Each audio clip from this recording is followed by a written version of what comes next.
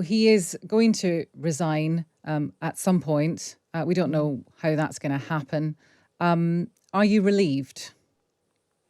Yes, actually, I was just thinking, what word do I use to describe it? I think relief is probably the right way of putting it. I'm also, I think, I'm saddened in some ways. I think when any administration comes to an end, and this has been a particularly difficult few days, not good for the country to have departments unstaffed by ministers.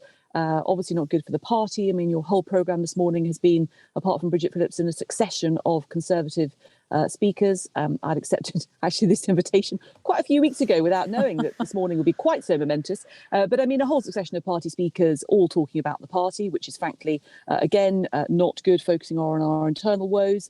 I remember being in Boris Johnson's first cabinet 3 years ago, elected, finally we thought could move forward. And then, of course, the 2019 election victory.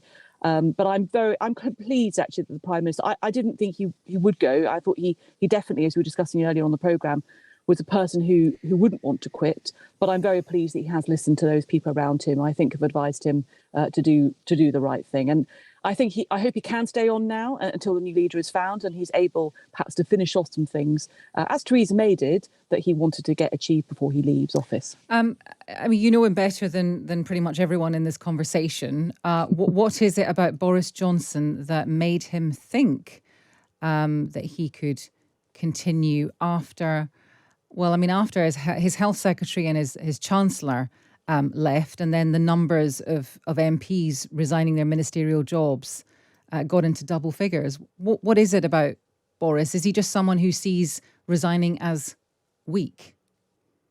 I think there's probably something in that, actually. I mean, I have always said right up until almost now that he would not quit. He would wait for there to be a vote against a majority of Conservative MPs voting to remove him. Then I thought he would go at that stage. I think he, shaped by his background, he's always been a person who has attracted some controversy, people resigning.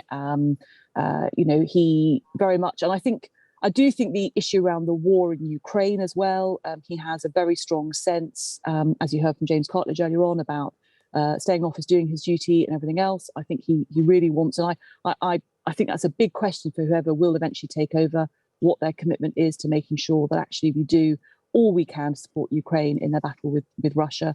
And I think he took that very, very seriously. So I think, and I think also he did feel, well, look, hang on a second, I got this 80-seat majority in 2019. If I'm going to go, if it's not by the parliamentary party, then it should be, by the electorate. But clearly those things are not going to happen, and he has made he appears to have made that decision. We'll have to see what he says later on. Roger Mosey, former head of BBC Television News. It's a great radio story. It's a great TV story as well. Are you surprised that it dragged on for quite as long as it did? Yes, I am. I mean, today is obviously a day of history. And I think when you look at Boris Johnson, there are two things that are most striking. The first is that he had an astonishing political achievement in 2019 of taking the Tories from rock bottom to a big majority. And he's never lost any substantive election he's taken part in. Mm-hmm. On the other hand, everything we know about Boris Johnson, we've always known about Boris Johnson. I mean, the Conservatives knew it when they elected him. The media knew it. If you look at Eddie Mair in 2013 with that interview where he talked about his lies in the early part of his career, it was all known. So I'm not really very surprised that Boris Johnson ends this way. And, someone once said about Margaret Thatcher, once the avalanche starts heading down the mountain, it doesn't go back again. And it's been pretty clear that an avalanche has been coming for the last few weeks, really. Nicky Morgan, you're a Conservative peer. You hopefully you won't shirk from this question. If you had to pick someone to be the next leader of the Conservative Party, who would you pick? I mean, it could be one or two people, but some people are saying there's not very many candidates. They're very lightweight. Do you think that's fair? Well, I think there'll be lots of candidates, and I think what's interesting about this leadership election is that there isn't an obvious person. Is that a good thing? Well, I think it's not a great thing when you are in government, you're facing an inflation and cost of living challenges. You've got a war in Europe. You have got complicated relationship with our nearest trading partner in the EU.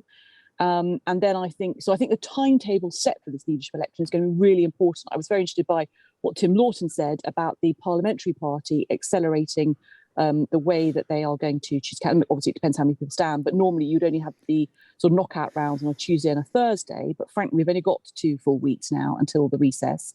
So the parliamentary party is going to accelerate it. Nicky, did just say that what Boris Johnson is being briefed out on his behalf is that he says that he will stay over the summer and a new Tory leader is set to be in place by the party conference in October.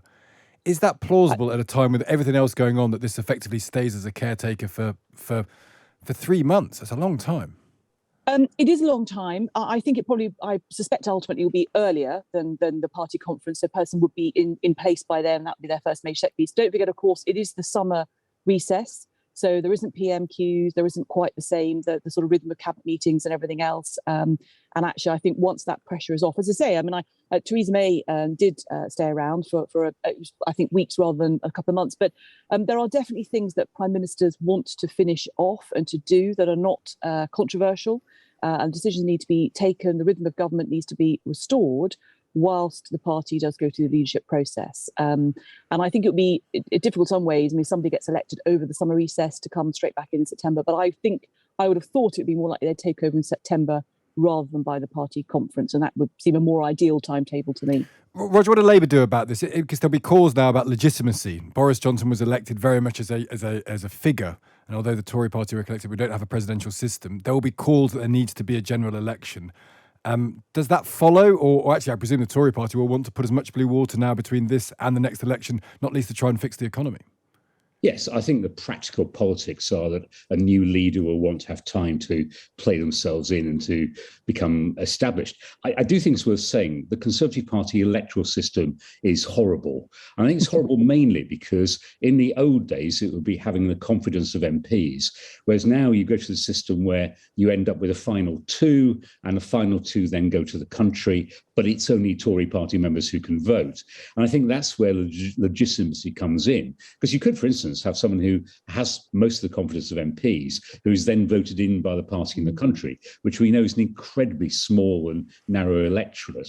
And that, I think, will play out in the coming months as well. Of course, it didn't happen in 2016 because Andrea Leadsom at that point dropped out and let Theresa May take office. And that strikes me as being a better system and having a very small number of elderly Tories voting on who the Prime Minister is.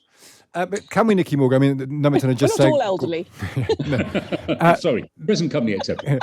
Number 10 is saying they are going to make a statement today. So I think that we're going to see the lectern out at some point, Nicky Morgan. Can the country afford to be in stasis? Because whatever was going on with Brexit when Theresa May took over, the economy of the country wasn't in huge crisis at this point. At that point, we do feel like we've got the war in Ukraine, we've got the problems of the cost of living, the problems of the fuel crisis. All of those things feel like very live issues that need to be tackled. A lame duck prime minister is a worry, isn't it? Well, I think that those are issues, though, that actually, because in a way of the sheer domestic and international importance of them, actually can be tackled by that. They're issues on which the Conservative Party is, certainly in terms of the supporting Ukraine, is actually very united. So I think that Boris Johnson will be able to carry on making decisions and know he had the party behind him. And of course, you know, he would be talking to cabinet ministers and making sure that people were aligned. And I suspect to those who were certainly in the final 2 of the leadership contest. And of course, a lot of what's going to happen in relation to inflation actually is going to be the responsibility of the Bank of England in terms of the decision on next take in early August on interest rates. We're not due a budget until the autumn anyway, by which point whoever is Chancellor at that point will have had time to get themselves bedded in. So I think it is perfectly possible. And I think in a funny sort of way, what you'll see almost instantly is the minute that actually it is confirmed Boris Johnson is going, is that actually a lot of the tension, the drama will sort of fade away. People will start to, recognise what the Prime Minister has achieved in office, and will allow him, frankly, to get on with doing those things. And he will be told by the civil servants to avoid making what might be considered contentious decisions. And if there is something like that, as I say, he'd have to talk to whoever one or 2 of his successors is likely to be. Is that plausible, Roger Mosey, that he can leave with dignity at this stage? I mean, everything we've talked about this morning has just been this strange climax of resignations and him sort of clinging on despite that. 54 have gone. There may be more, actually, even as he starts the process of resigning himself. This notion that if he sticks around for 3 months while a new leader is appointed, does that give him a veneer of respectability, or has that gone, do you reckon? It might do. I suppose the key question is, do the people who've resigned now unresign and come back? So we said there are no ministers in the Department of Education. Does Michelle Donlan come back if he's going to go, and all the other people? Because it would be extremely hard to fill a government without the 54 or whatever number of people it is. So I think Nicky's right that if you can re-establish a government and keep a transition going, that's fine. But it does depend on Brandon Lewis and co all coming back, I'd have thought. Or if not, you still have to have a credible functioning government with people who can be cabinet ministers. We've got Chris Philp coming on actually after 9:30, who did resign as technology minister, I think. So we can ask him actually whether the resignation goes back in. Is that possible, Nicky? Did people do that? I can't think of this happening before. Did people say, actually, you're gone, so I'm coming back myself? I'm just trying to think whether anybody has. I'm sure there have been people who have sort of unresigned, perhaps over issues and everything else. This whole situation is obviously very unprecedented. So I think do ask Chris, I think it would be possible. So, for example, one of the people who's resigned this morning is Damien Hines. Having a security minister is absolutely essential for a government. And actually, I would hope very much, and, I know Damien, he'll make his own decisions, but actually to be briefed by the security services, to be able to make decisions and everything else, actually, it will be much better for the country if there's only been a matter of hours whereby Damien's been out of office and brought back than anything else. The same with Michelle Donlan as education secretary. We need an education secretary at all times. We particularly obviously need them over the summer when there are exam results coming out, when there are decisions about universities, places and everything else that the education department will want to be involved with. So I hope that is something that people will be generous at the end of the day and say, yes, I will do this period, this job, until obviously we have that new leader in place. Roger, just reflect on it for us. You've been around the news a long time. How momentous a day is today? Well, it's power moving from one prime minister to another, and that only happens once every 3, 5, 10, whatever years. And I think Boris Johnson is going to be seen as one of the most consequential prime ministers because of Brexit. Now, I like Nicky, I was a Remainer. However, his achievement in both the referendum campaign and then driving Brexit through in the ways he did with all the consequences, he will be seen as the politician who made a real difference to Britain, for better or for worse. And therefore, today is an enormous day. And I think the question of what a new leader is going to do, I saw Max Hastings in the Times this morning saying we can be a serious country again. Well, it does depend who you elect and what that person decides to do. And the reason that Boris Johnson stayed as long as he did was because he did have an ability to bring a coalition of voters together that other people will struggle to do. So it's going to be still quite choppy waters, I think. Nicky?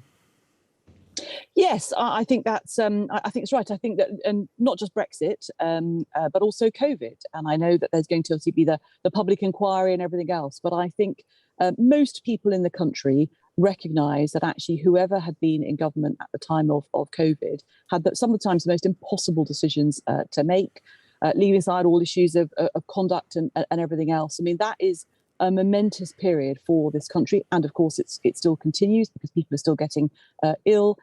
So I think that the Prime Minister will be seen, and as I say, immediately what we'll see probably after today is a bit of a switch to thinking about what are the achievements, what are the things that he has done that only Boris Johnson could have done. And I would just say, listening to the programme earlier on about people talking about the election result, I mean, let's be honest, the 2019 election result was as much about Boris Johnson, and certainly Boris Johnson versus Jeremy Corbyn, as it was about Conservative versus Labour.